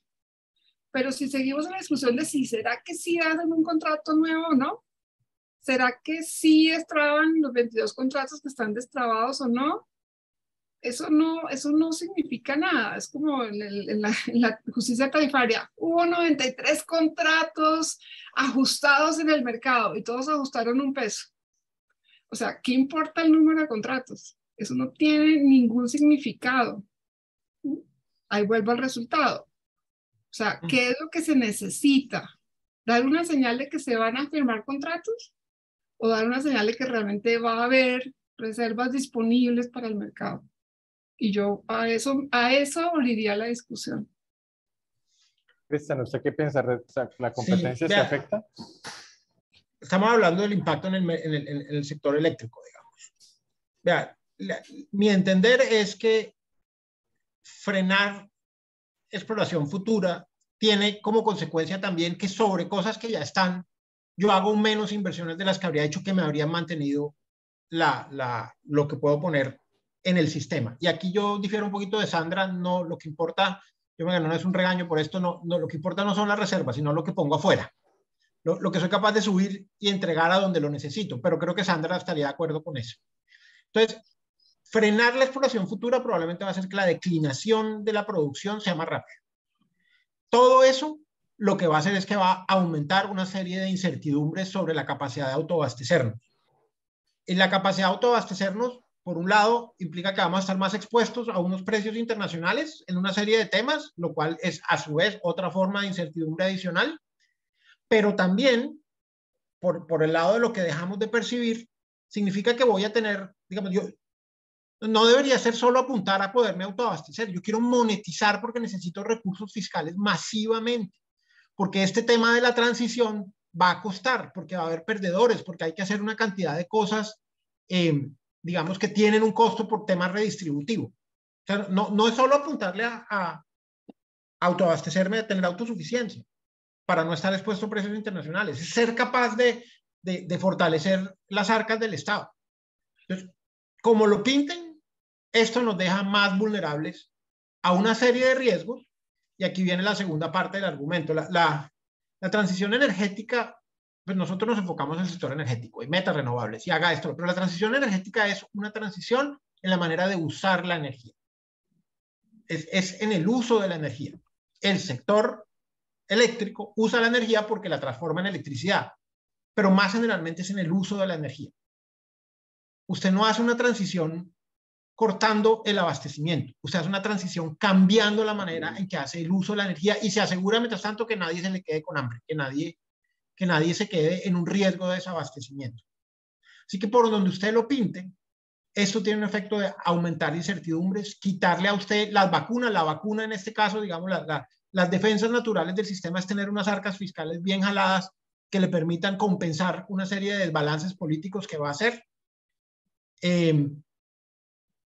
Esto es, digamos, un mensaje que es negativo por donde uno lo mire. Y esto lo digo convencido de que uno tiene que ser agresivo en la transición energética. Pero creo que la agresividad en la transición energética lo que necesita es un estado físico robusto. Y el estado físico robusto viene, en el caso de Colombia, por el lado de monetizar esos recursos para poder estar listos para la travesía que se nos viene encima. Bueno, ven, yo aprovecho este último minuto que queda para integración vertical. Ustedes lo habían anunciado y no quiero dejar que nos despidamos sin poner el tema sobre la mesa, porque entonces en esta situación de menos exploración, llamémoslo así, entonces pasa por redefinir el rol de Ecopetrol. Redefinir el rol de Ecopetrol como líder de la transición energética es lo que uno oye constantemente, tanto en pronunciamientos del legislativo como del ejecutivo, y eso lleva inmediatamente a hablar sobre la restricción a la generación que tiene Ecopetrol por haber comprado ISA, y esa restricción viene por ley. Lo cual abre entonces el debate. Con esta situación, con esta coyuntura, es conveniente abrir nuevamente el debate de la integración vertical, de permitir la integración vertical de actividades. Es conveniente levantar esa restricción para que Ecopetrol llegue como nuevo agente del mercado de generación y generar competencia. José, yo creo que te quiero decir algo y creo que la discusión ya la perdimos, ya está fuera de, ya perdimos como la ventana, porque es que no se puede corregir, pero de hecho yo sí creo que hay unas reglas para tener un mejor nivel de competencia en todos los temas de integración y en eso se basa pues todo el derecho a la competencia que ustedes manejan, porque si no pues esa rama ni siquiera existiría y estoy convencida de que es así. Pero eso tiene, ahí donde ustedes lo saben perfectamente, el diablo está en los detalles, ¿cierto? Entonces no basta unos límites en porcentajes, eso va tan profundo como los acuerdos de inversión, los acuerdos accionarios, las integraciones a nivel global en otros países y las decisiones corporativas. Y eso, digamos, sinceramente, creo que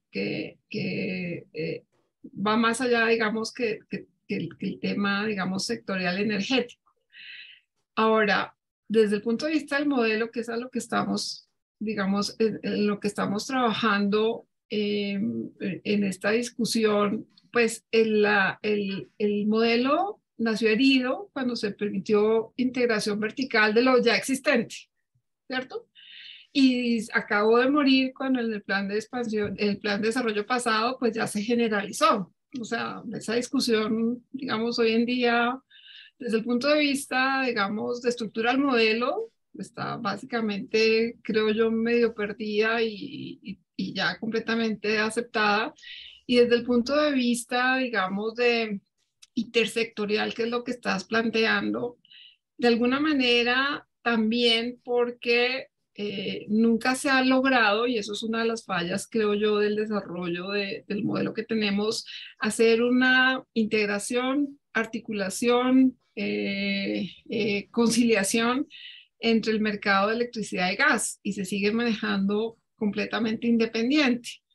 Eh, eh, y la realidad, digamos, de inversión a nivel empresarial, pues avasalla la posible reglamentación que existe en el tema.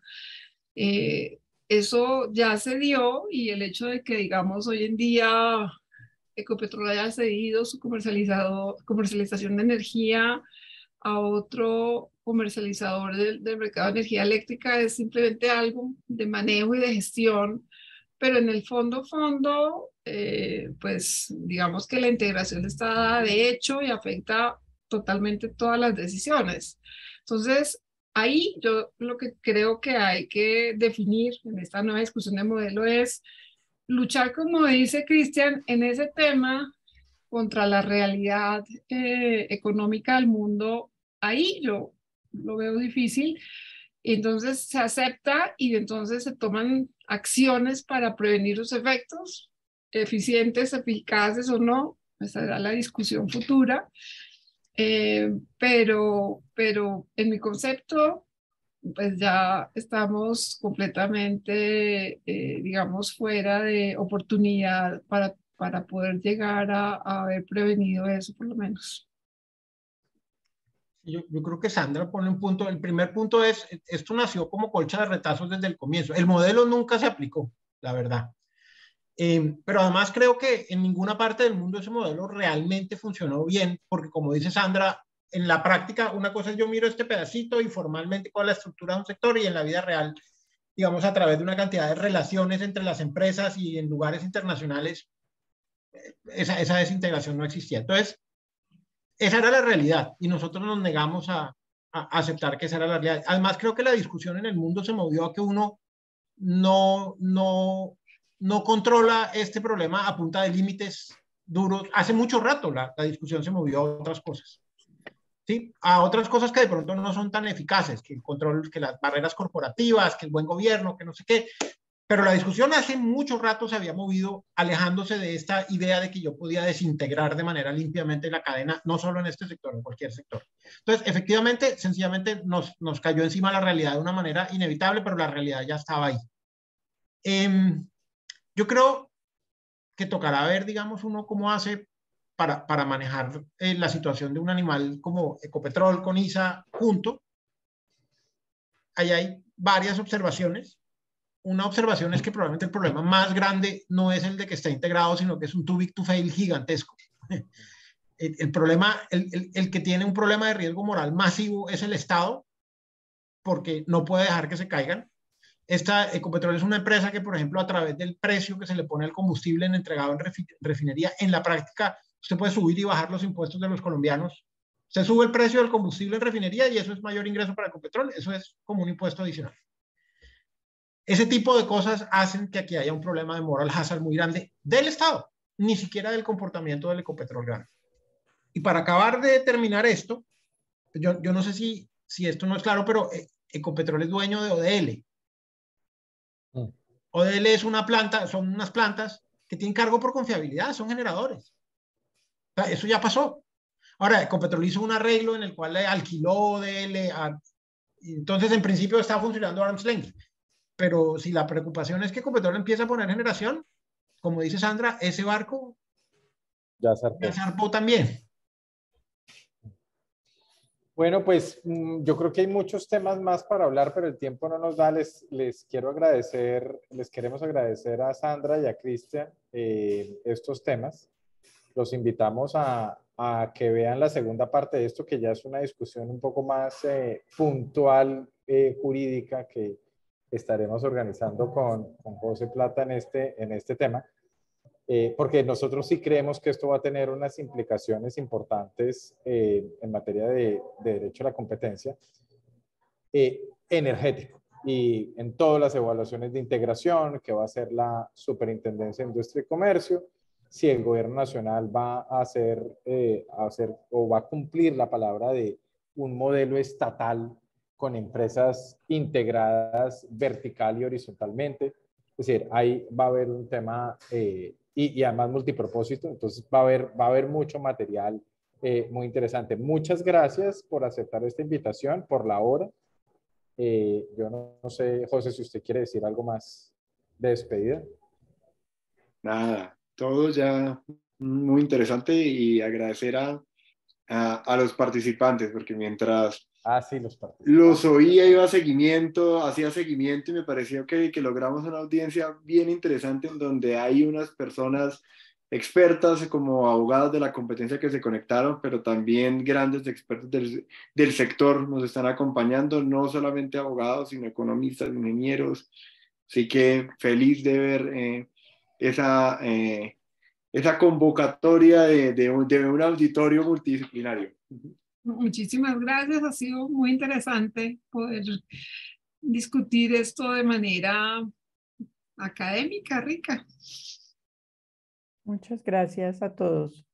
Muchas gracias por la invitación. Y sí, fue una tertulia divertida. Hasta luego.